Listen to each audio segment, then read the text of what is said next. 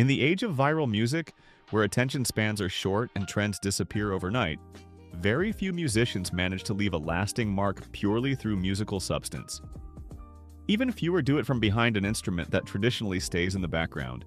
Yet somehow one bassist did exactly that. When Dirty Loops exploded onto YouTube in the early 2000s, audiences around the world weren't just shocked by fast fingers or flashy chops. What truly stopped musicians in their tracks was the depth behind the chaos. Grooves that felt alive, harmonies that felt impossibly rich, and bass lines that didn't behave like bass lines at all. At the center of that controlled musical madness stood Henrik Linder, a bassist who redefined what the instrument could do in modern pop, fusion, and funk, not by abandoning groove, but by expanding its boundaries. This is the story of the secret bass wizard behind Dirty Loops' crazy grooves. Before we continue, subscribe now, like this video, comment, and share.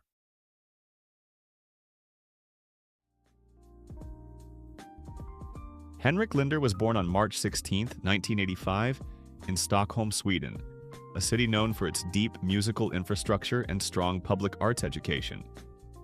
Long before he became known for impossible slaplines and elastic grooves, Henrik's relationship with music began in a far more traditional way. At just 4 years old, he started playing piano. This early exposure to keys would quietly shape everything that came later. Piano, unlike bass, demands an understanding of harmony, voice leading, and chord structure from the very beginning. Even as a child, Henrik was absorbing how melodies interact with harmony, knowledge that would later resurface in his bass playing in unexpected ways. Around the age of 12, Henrik's musical direction took a turn that sounds almost mythical in hindsight. A crush told him that the bass was the sexiest instrument.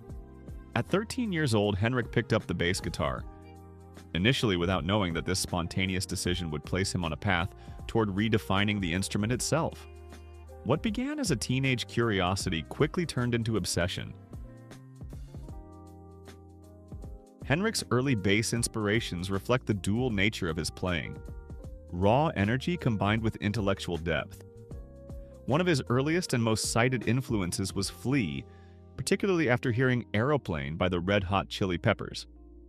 That track demonstrated that bass could be funky, aggressive, melodic front and center.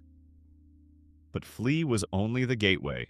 As Henrik matured musically, his ears gravitated toward jazz fusion bassists, most notably Gary Willis of Tribal Tech.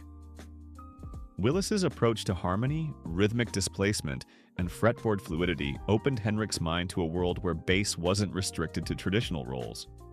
This blend, funk attitude plus jazz intelligence, would later become one of Henrik Linder's defining traits. Henrik's natural talent was reinforced through formal training. He studied at Södra Latin, one of Stockholm's most respected arts-focused schools, where students are pushed hard in both theory and performance. Later, he attended the Royal College of Music in Stockholm, a critical turning point in his musical development. It was here that Henrik met drummer Aron Mellergård during jazz practice sessions. The two bonded over their shared obsession with groove, odd meters, and harmonic experimentation. Soon after, Jona Nilsson, Henrik's childhood friend and an exceptionally gifted keyboardist and singer, would join the sessions. The chemistry was immediate. What began as casual jams evolved into something far more ambitious, reharmonizing pop songs for fun. Dirty Loops was never meant to be a traditional band. The trio wasn't trying to fit into jazz clubs or pop charts. Instead, they asked a dangerous question. What happens if we take the most familiar pop songs in the world and completely rebuild them using jazz harmony, funk rhythm, and virtuosic precision? The result was explosive. In 2010, Dirty Loops uploaded their now legendary cover of Lady Gaga's Just Dance to YouTube. What followed was nothing short of a musical shockwave. The video went viral among musicians first, then the general public. Viewers weren't just impressed, they were confused, amazed, and obsessed. At the center of the arrangement was Henrik Linder's bass line, a moving, breathing entity that outlined complex chord substitutions, danced around the drum groove, interacted melodically with vocals. This wasn't a bass line supporting a song, it was a parallel narrative. Covers of Justin Bieber's Baby, Adele, and others followed, each one raising the bar. So what exactly makes Henrik Linder's bass playing so distinctive? The answer lies in 4 interconnected elements.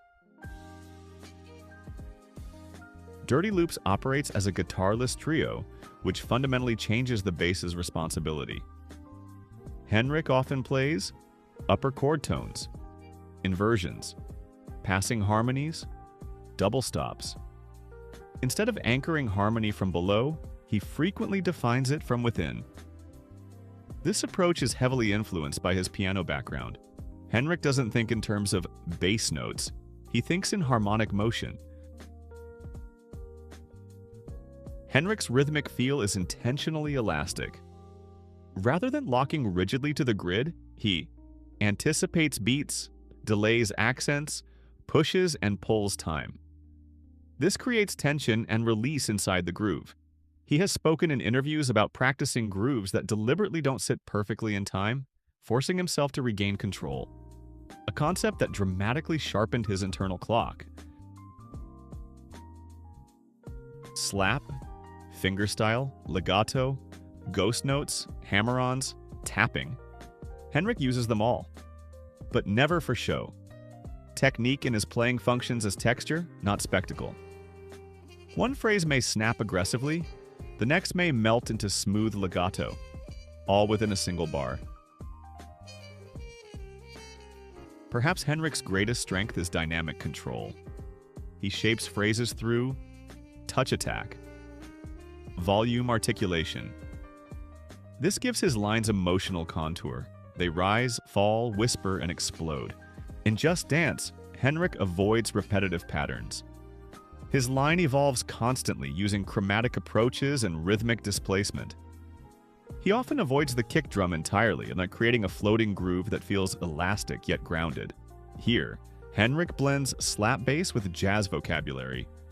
The contrast between percussive slap hits and smooth melodic runs creates constant motion beneath the vocals. On Rock You, Henrik's bass becomes almost a lead instrument. Triplets, extended range runs, hybrid techniques, all woven seamlessly into the groove. Henrik's sound is shaped by Madison Bass custom 5 and 6-string basses, Yamaha TRB-6P early years, EBS amplification.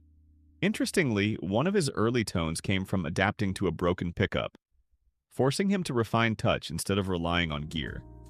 He often uses light gauge strings, high amp volume, controlled attack, resulting in extreme dynamic sensitivity. Henrik quickly gained international recognition from bass magazines and online musicians. Today, his influence is visible across modern fusion bassists, YouTube educators, contemporary pop arrangements. He represents a new archetype of bassist, technically elite, harmonically deep, rhythmically fearless, yet always musical. Henrik Linder's work challenges the traditional role of the bass. No longer just foundation, but harmonic color, rhythmic provocateur, emotional driver. Henrik Linder didn't just master the bass, he reimagined its role. From viral covers to boundary-pushing originals, his grooves remind us that the bass is not just something you hear, it's something you feel, question, and rediscover. In the modern musical landscape, Henrik Linder stands not just as a bassist, but as a composer of groove itself. Thank you for watching. Don't forget to subscribe, like, and share. See you in the next video.